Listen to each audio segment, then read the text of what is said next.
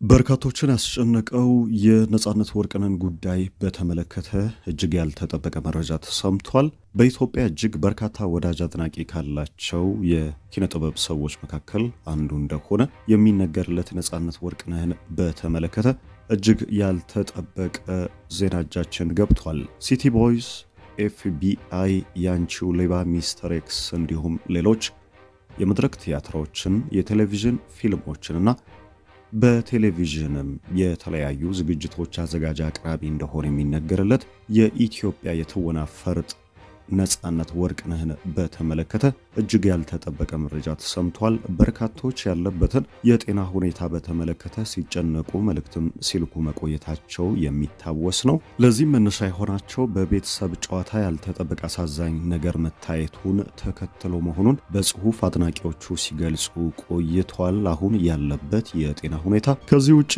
ወደ ባለቤቱ እንዲሁም ልጆቹ አሜሪካ በመሄድ የሕክምና ክትትል ማድረግ ይኖርበታል። የጤና ሁኔታውንም መመለስ ከስራ ቅድሚያ ሊሰጠው የሚገባ ጉዳይ ነው በሚል ዙሪያ በማህበራዊ ሚዲያዎች በስፋት ይህ መልእክት ሲተላለፍ ቆይቷል።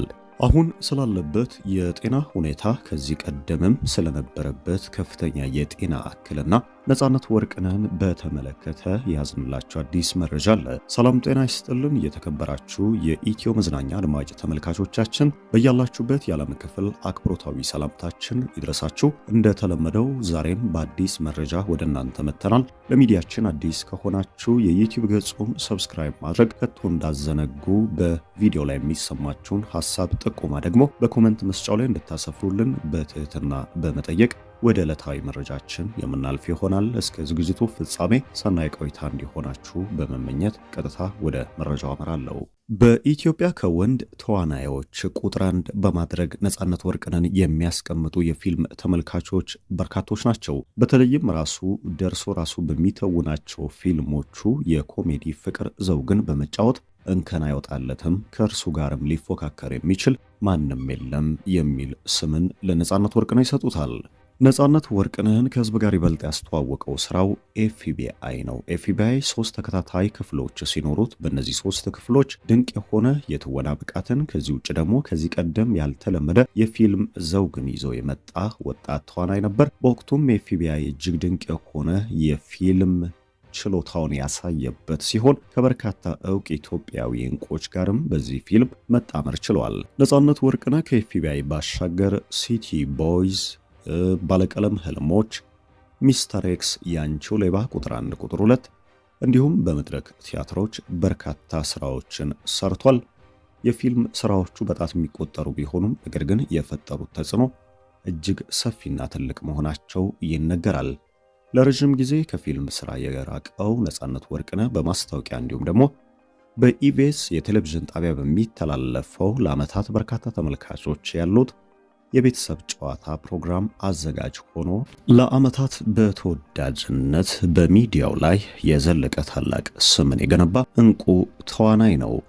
ነጻነት ወርቅነህ ከፊልሞች ባሻገር በመድረክ ቲያትርም ድንቅ የሆነ ችሎታውን እንዳሳየና ለትወና ዓለም የተፈጠረ ሰው እንደሆነ በርካቶች ይመሰከሩለታል። ከዚህ ባሻገር አዲስ የማስታወቂያ ይዘትን ይዞ በመምጣት በማስታወቂያው ከዚህ ባሻገር ደግሞ ለዓመታት በቁርኝት ከሰራበት የኢቢኤስ ጣቢያ ጋር ተወዳጅ የሆነውን የቤተሰብ ጨዋታን ይዞ በመምጣት እጅግ ታላቅ ተቀባይነትን አግኝቷል። በቤተሰብ ጨዋታ በኢቢኤስ ቴሌቪዥን ለዓመታት የዘለቀ ጉዞ ያለው ነጻነት ወርቅነህ በዚህ ፕሮግራም በርካታ የቴሌቪዥን ተመልካቾችን ማግኘት ችሏል። በአንድ ወቅት በኢቢኤስ የቴሌቪዥን ጣቢያ አንድ ጉዳይ ተከስቶ ነበረ።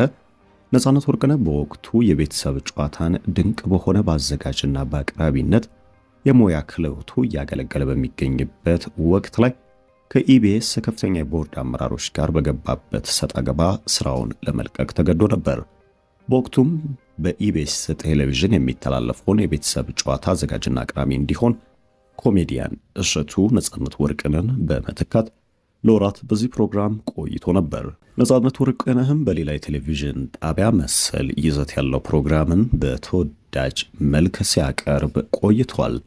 ነገር ግን ኢቢኤስ ቴሌቪዥን የቤተሰብ ጨዋታን ከኮሜዲያን እሸቱ ጋር መቀጠል ባለመቻሉ ዳግም በተመልካቾች ታላቅ ጥሪና በተመልካቾች ቅሬታ ነጻነት ወርቅነህ የጠየቀው ሁሉ እንዲሟላለት ሆኖ ስምምነቶችን በማድረግ ዳግም ወደ ቴሌቪዥን ጣቢያው ተመልሷል።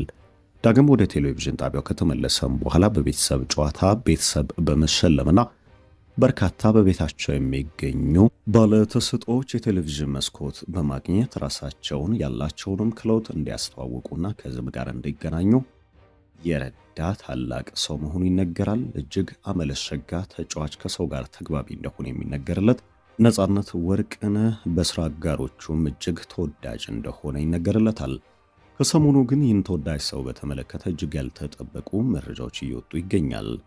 በዚሁ በቤተሰብ ጨዋታ ፕሮግራም ላይ በርካቶች ያለበትን የጤና ሁኔታ በተመለከተ ጽሑፎችን በስፋት እያደረሱ ነው። እኛም ጉዳዩን በተመለከተ መረጃዎችን ልናጣራ ሞክረናል።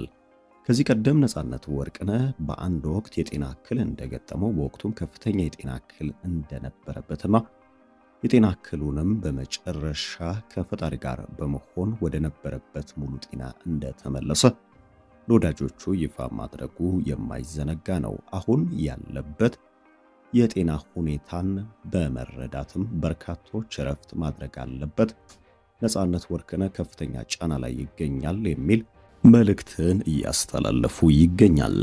ለዚህ መነሻ አድርገው የጠቆሙት በቤተሰብ ጨዋታ ያልተጠበቀ ትዕይንትን መመልከታቸውና በከፍተኛ የሥራ ጫናና ድካም ላይ እንደሚገኝ መታዘባቸውን ተከትሎ መሆኑን የገለጹ ሲሆን ይህንንም ተከትሎ አድናቂዎቹ እንዲሁም ወዳጆቹ የሚያቀርቡለትን ጥያቄ በመቀበል ነጻነት ወርቅነህ አሜሪካ ልጆቹ ባለቤቱ ጋር እረፍት ሊያደርግ ይገባል፣ የጤና ክትትሉንም በተሻለ መንገድ መጀመር አለበት የሚል መልእክትን ከማሳሰቢያ ጋር ለተወዳጁ ነጻነት ወርቅነህ እያስተላለፉ ይገኛል። ጉዳዩን የሚመለከተው ነጻነት ወርቅነህ በቀጣይ የጤና ሁኔታውን በተመለከተ ምላሽ ይሰጣል ተብሎ ይጠበቃል። ነጻነት ወርቅነህ እንደሚታወቀው ልጆቹ እንዲሁም ባለቤቱ በሀገረ አሜሪካ እንደሚኖሩ ይታወቃል። ይህንንም ተከትሎ በቀጣይ የሥራ ረፍት በማድረግ የጤና ሁኔታውን ለመከታተል ወደ አሜሪካ ጉዞ ሊያደርግ ይችላል የሚሉ ፍንጮችም በዚህ ሰዓት እየወጡ ይገኛል።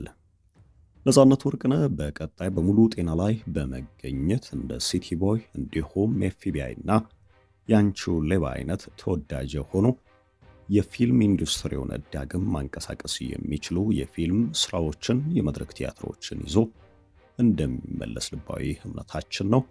ሰላም ጤና እንዲሰጠውና የተባረከ የሥራ ዘመን እንዲሆንለት በሚዲያችን ምኞታችንን ልናደርስ እንወዳለን። ዕለታዊ ዝግጅታችን ይህንን ይመስል ነበረ።